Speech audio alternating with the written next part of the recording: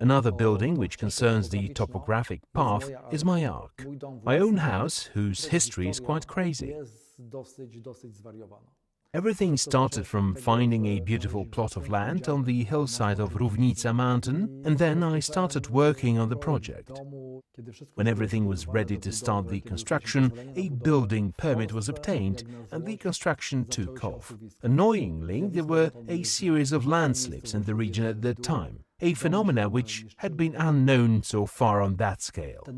My area was not in danger, but I still kept it in mind. Then I asked my constructor, what can I do? He just told me, you can minimize interference in the soil as much as possible. But how to do it when the retaining walls of my first house were in the soil at 22 meters? Then I asked my wife, what would you say if we changed the house a bit? She asked, how much? And I told her, completely. She asked me if I was joking because I had been designing this house for 2 years and then all of a sudden I wanted to change it. How long was I going to do it? I said, listen, 3 days so that the construction crew don't run away. I had to reset myself and remember why we actually bought this plot, for the magnificent view. Okay, so the house has to be framed for the landscape. We should achieve some view from each room, preferably if it was a one-story house. My wife had already wanted a one-story house. She was afraid of the wilderness around. Then I thought, okay, what if I slightly push up this ground floor away from the slope so that the only one face of the house was in a direct contact with the slope? Then the remaining part of the house containing the bedrooms would become an actual first floor. Then you can sleep safely. Another very important step was the sense of security when it comes to possible landslips. Not to violate the land so that the house is in harmony with the nature, I decided that this house would be a sort of bridge. I will support it only on 3 walls, on triangular trusses, under which water can flow smoothly. It was obvious to put there a gable roof because of the mountain climate and local planning law. And the last step, it still missed some technical space. Finally, we had to close the shape in order to stable the firmness of the building. The gabled roof turned out as an accurate mirror reflection of down foundation walls, giving the impression of an inverted roof. After cutting the end walls, the construction gained quite an interesting appearance and the whole thing started resembling an ark. That's why it is called Konieczny's ark. Let's focus briefly on technology as it is crucial here. In order to simplify the building and lower the cost, I decided that the construction walls would be the facade at the same time and I would put insulation inside. Take a look, you can see a shuttered casing of the ark here. When concrete was delivered, the terraces were done at once.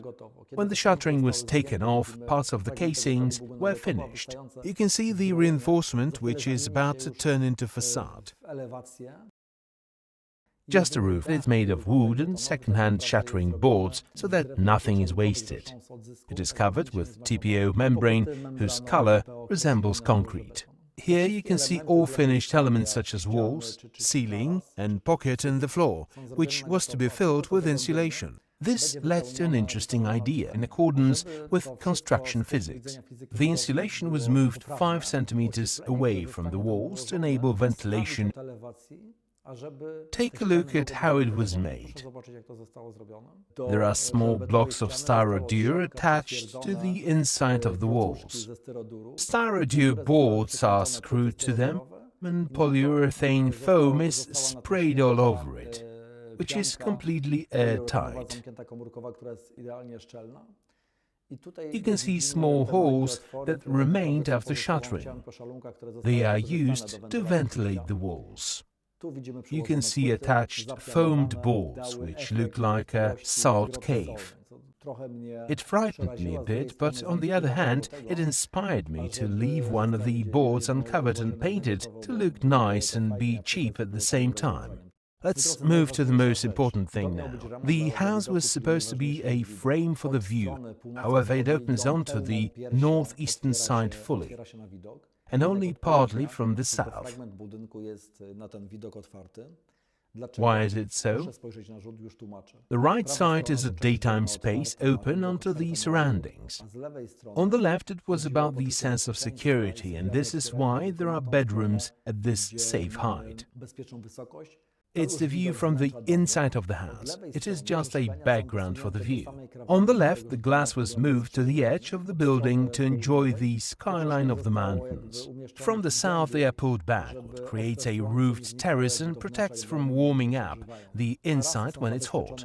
When the weather gets worse, the terrace can be covered with glass panels and we can continue using it.